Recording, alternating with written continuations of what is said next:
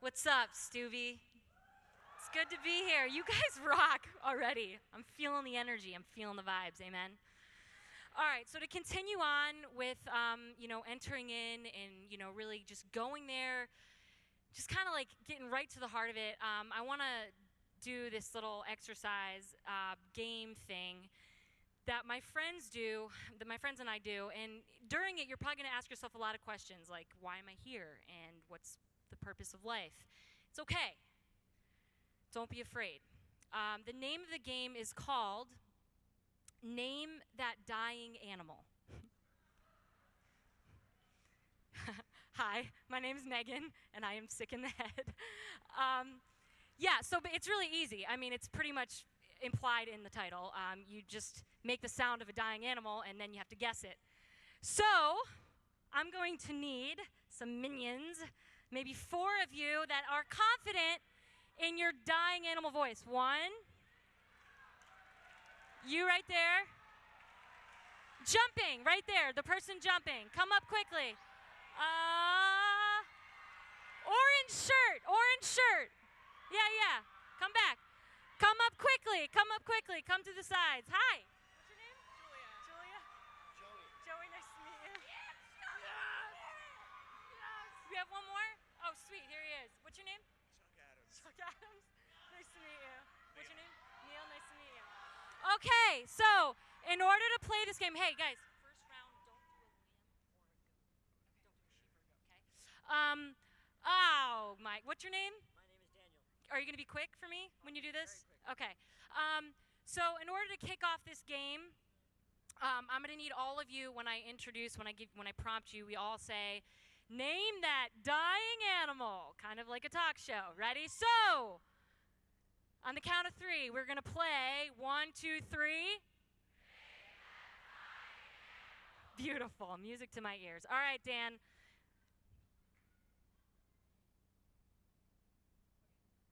All right, give us what you got. An eagle. A crow. Yes? Boom. Done. Very good. That sounded like a real alive crow, like a healthy living crow. But that's okay. No, you don't go anywhere. Don't go anywhere. All right. Person number 2.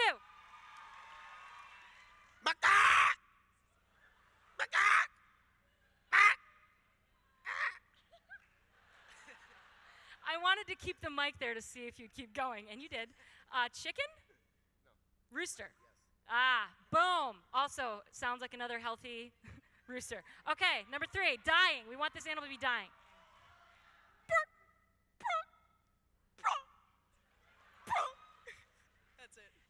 She felt that. She got the feels about that. She entered in to that. That was a chicken. Yes, it was. Awesome. You guys are killing it. All right, dude. You got Chuck. I believe in you. It's okay. All right. Yes. Megan, I have one question. Do the chickens have large talons? Dude, you won. All right. No, now do an animal sound. You crying, wetting your pants? Is that you? Sorry. No, what sounds like a human being crying? A goat? Can you give me a hint? Because I have no idea. It starts with... Wait, I'm allowed to do a llama, right? Yeah. A kangaroo? That's constipated? Okay, it's a llama. Yeah. Boom! All right. Last but not least. Tell us what you got.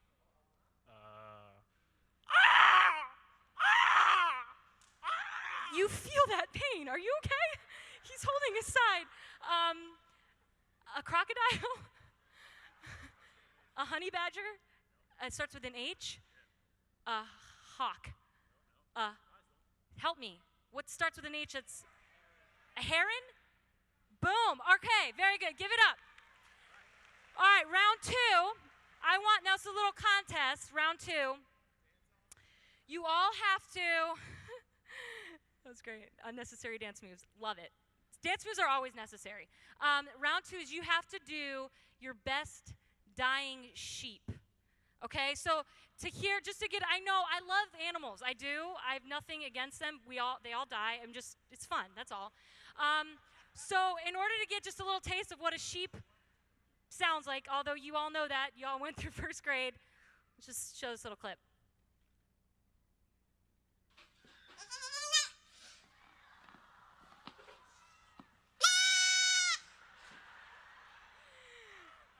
So there are many different ways you can go here. You guys got it? Oh, we got it.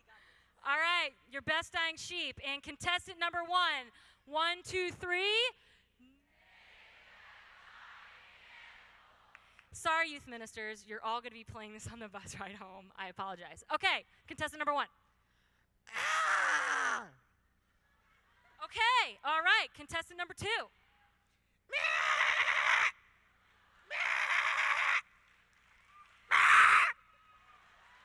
Contestant number 3. I'm a little intimidated. Hold on. Okay. They don't talk. Okay. Some of you practice it at home. That's a beatboxing sheep. All right, and last but not least. It's okay, it's okay. All right, so I want you all to vote. You're going to cheer for who you think did the best. Contestant number 1. Daniel. Contestant number 2. Contestant number 3. Contestant number 4. And contestant number 5. Okay, contestant number 5 and contestant number 2. 2, 5. Okay, I think as stupid as this is, it's just a straight up tie. Sorry, I don't have a prize for any of you. God bless you all for publicly humiliating yourself in front of thousands of people. Thank you, you're awesome. You can go back to your seat.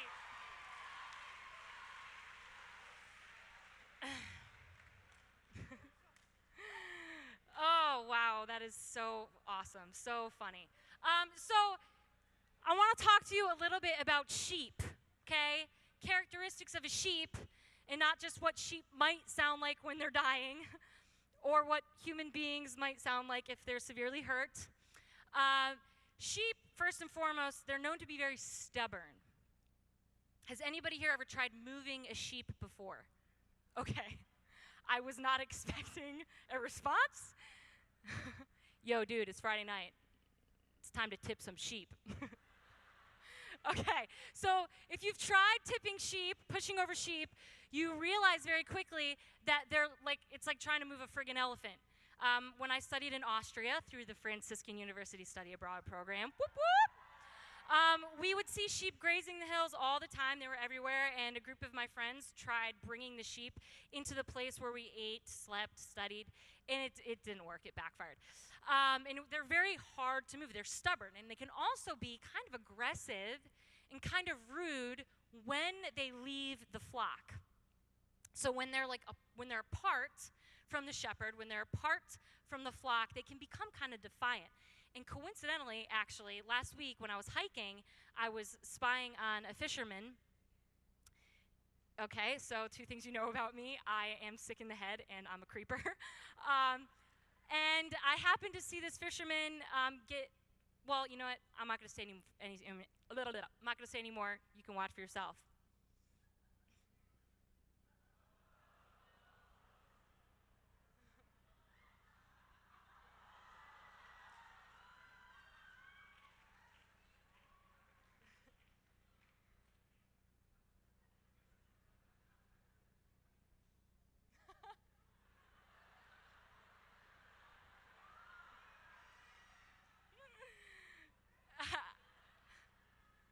I love how he runs away. You didn't see in the video that he did wet himself, obviously. But I don't know how he did not see a large animal behind him. I think he kind of had it coming to him. P.S. I did not take that video hiking. I got it off of YouTube. All right, so sheep can make weird noises. They can be stubborn. They can be rude. Something nice about sheep, they're just gorgeous, really. They're gorgeous, stunning animals. Here's a picture of one of them.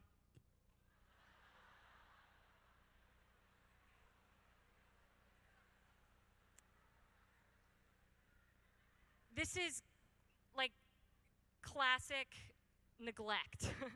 This sheep has been neglected for its entire life. All of the other sheep are talking about this sheep. Oh, he just let himself go. I don't want to know what kind of animals or creatures are living in that furry little mane that he has going on. Actually, this sheep is a real sheep. His name is Shrek. He died last year. Rest in peace. Okay, so another thing that we can know about sheep, sheep are known to be not the most intelligent creatures of the animal kingdom. They're a little slow to learn, and they can learn, absolutely, but it doesn't come as easy to them. It's not as natural. All of this being said, Jesus decides to call us sheep. Thanks, big guy. Couldn't have been like a dolphin or a lion or a honey badger. It had to be a sheep. Well, he actually calls himself the shepherd. He says, and Dan read part of this passage from John 10. I'm going to read a little bit more to you. So Jesus again said to them, "Truly, truly, I say to you, I am the door of the sheep. All who come before me are thieves and robbers, but the sheep did not heed them. I am the door. If anyone enters by me, he will be saved, and will go in and out and find pasture. The thief comes only to steal and kill and destroy. I came that they may have life and have it abundantly. I am the good shepherd. The good shepherd lays down his life for the sheep. I am the good shepherd. I know my own, and my own know me. As the Father knows me, and I know the Father, I lay down my life for the sheep." This is interesting. He likens himself to a good shepherd. Out of all of the things he said he could have been, he didn't come as a ruler, mighty, bedecked with jewels, saying, "Bow down to me, all you earthly creatures, and give me a foot massage while you're down there." He didn't come like that.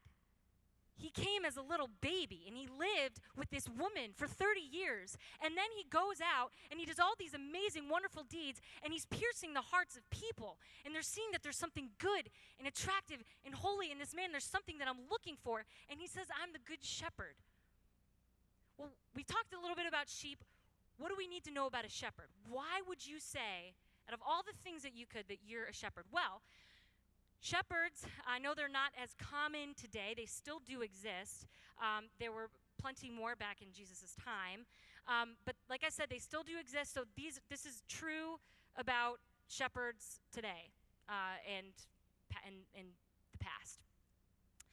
The first main priority of a shepherd is to protect and provide for the sheep. So we heard Jesus say, says, "I am the gate, and all who enter through me will have eternal life, will be saved. And you will find pasture, and you will find life within." What does it mean that he's the gate? Shepherds actually become the gate. They actually lay down in the front of the sheepfold. So this looks different for some shepherds. Sometimes it'll be in like a little hut.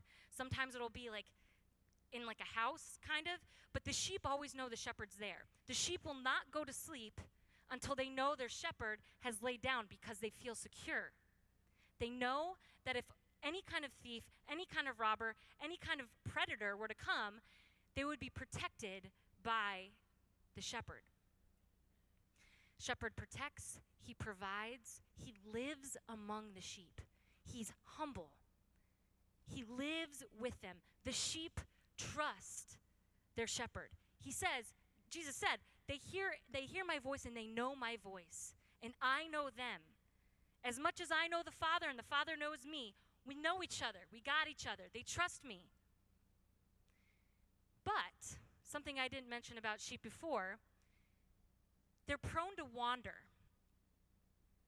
Sheep are known to leave the flock, even though they know what's good for them. They know where their life is. They know where their provision is. They know who they can trust. They still wander. They still leave. And a lot of reasons why is because they're attracted to the lush, sometimes the lush grass that is elsewhere.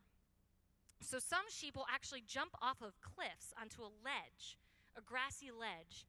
And I mean, it's a ledge on a cliff. It's pretty stupid, right? But they see the grass, they're lured into it, and they want it, so they go.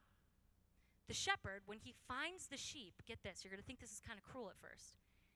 He doesn't just go down and get the sheep. He can't.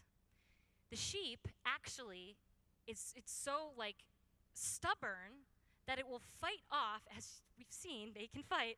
It will fight off the shepherd and sometimes plummet to their death. So the shepherd has to wait until that sheep is completely weak, until the sheep realizes that it's tired and it's thirsty and it needs to go back to the flock. But until it is weak, then he can go down. He swoops down. I don't understand how, logistically, this works, but it works. He gets the sheep and he brings it back. Now, some sheep, they learn their lesson. They're like, I don't want to do that again. That was attractive. It lured me in, but I know who my shepherd is, and I don't want to leave him again. Some sheep don't learn their lesson. And actually, the shepherd will have to break the legs of the sheep if they continue to wander off. It sounds cruel, but it's more cruel to let them wander off and not break their legs, and the shot that they might die, because sheep are super dependent. They can't survive on their own. You drop them in a jungle or anywhere, and they're dead, okay? They can't live that long on their own. So we see this image of Christ the Good Shepherd here. And now, I've seen this growing up. I wasn't really properly, catechized, taught the faith growing up. So I went to, CCD and religious ed because I had to get my sacraments. And didn't really mean anything, but I saw images like this, and, I thought, oh, that's just nice little happy Jesus hanging out with the sheep. And that pole is, it's just a glorified selfie stick, and that'd be kind of a sick selfie stick, not gonna lie. No, that is not a selfie stick, and he's not just a happy, nice little Jesus feeling like he wants to hang out with the sheep because they're not intimidating or whatever. He actually uses that staff, the shepherd's staff, to bring the sheep in. Sometimes he has to be a little forceful with them. Sometimes he has to, sort of whip them. Not whip. Do you like that? Can I do it? Can I do it well? Whip. Watch me whip. I can't do it at all. I think that's the first time I've ever tried. I'm a little embarrassed. I'd like to see a depiction of Jesus doing the whip. The nay-nay, maybe. Praise nay-nay? Anybody? Okay. Anyway, he uses his staff to bring his sheep in, and sometimes he has to break the legs of the sheep. And this is why he's carrying the sheep over his shoulders. The sheep is defying him. It's defiant. So he breaks its legs, he puts it over his shoulders, and he carries him home. And then, for as long as it takes for that sheep to heal, sometimes weeks, sometimes months, he spends one-on-one care with that sheep. And he heals that sheep. And that sheep eventually begins to trust the shepherd again. My friends, this happens to me all the time. All the flipping time. I know who's good. I know who my Father is. I know what's good for me. But I get so sucked in to sin or to what, I think is what God's will for me is. And this actually happened to me recently. I got lured into a relationship that was seemingly good. And I didn't have peace. And I knew in the depths of my heart, if I was being really real, if I got rid of all my masks and my facades and all that, I knew in the depths of my heart that it was not what God wanted. But I wanted it. I wanted it because it looked good and it seemed good, and how could it not be good? So I got into this. And he waited for me patiently, and he didn't come down and get me right away. He waited until I was weak, until I was thirsty, until I was tired. And finally, months and months and months later, I cried out and I said, Jesus, save me. I'm panting for you. I'm dying for you. save me, and he called me out of the relationship, and he gave me the grace to get to do it. So he brought me up, he brought me back, and then guess what? I look back over the ledge, and I'm like, you know what? I think I want it again. So he had to break my legs. And I can honestly tell you, for the past 2 months, I have had such one-on-one attention with my Lord. He has been gazing into my eyes, and he's been taking care of me and healing me. And when he broke my legs, I'm not going to pretend like it was the happiest feeling in the world. I was really bitter. I was really mad. How could you? Don't you see me? Don't you see my desires? Don't you see what I want? Don't you see that I'm serving you and I'm doing all of these things? Me, me, me, me. He just patiently waited. He's been speaking so much truth in healing, and I have so much peace. You see, I fell into the lie that I think all of us can fall into, that God does not know what's best for us, that he doesn't actually know what we truly want, that he's not going to give it, that he's going to fail us, that he's not going to follow through on his promise.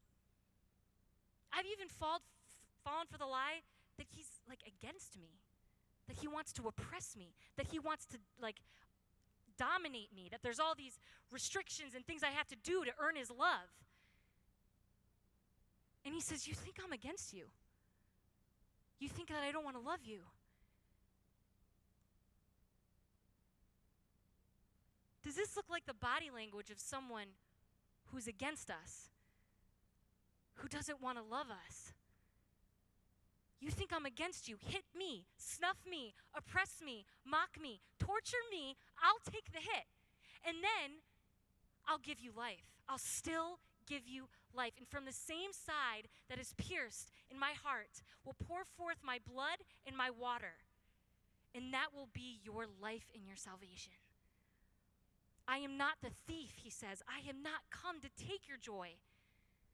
I am the giver of joy and of life. I have come that you might have life and have it abundantly. A nickname for shepherds is actually father of the sheep. They're known as the father of the sheep. Our good shepherd, Jesus, is our good father. He says, I know my father knows me. We have a dad. We have a dad who, no matter what you believe and what you think and what you've been through, no matter what your sin is, no matter what baggage you have right now, you and me both and everyone else in this entire world, no matter what way they're living their life, they have a father in heaven who wants to protect, provide, live with them, live among them so intimately that he will come as a form of a piece of bread. The person next to you, the person that bullied you, the person that you've bullied, your parents, your brothers, your sisters, the people that we see in our culture that are so confused about who they are and they don't know where to go and they don't know how to carry their cross, they have a father. And he has come that we might live. Really, really live. We don't have to be afraid of him. My friends, we do not have to be afraid. Sheep are dependent on a shepherd. They need their shepherd. We need Jesus. It wasn't until I was weak, at my weakest point, that I cried out to God, and he was right there. He was just waiting for me to say, okay, I trust in you. I believe in you. You've got me. It wasn't until I was weak. You're going to be told 1,000,000 times before you die, be strong, be strong. You go through a hard time, be strong. Don't show it, just be strong, put up a front, you got this. This weekend, tonight, right now, just be weak, like a child. And run to your Father like a weak child. In his strong arms, lay your head on his heart. He is good. He is so good. Our Father is so good. He only wants to protect you. He only wants to provide for you. He only wants to love you. Do not be afraid to say yes to him.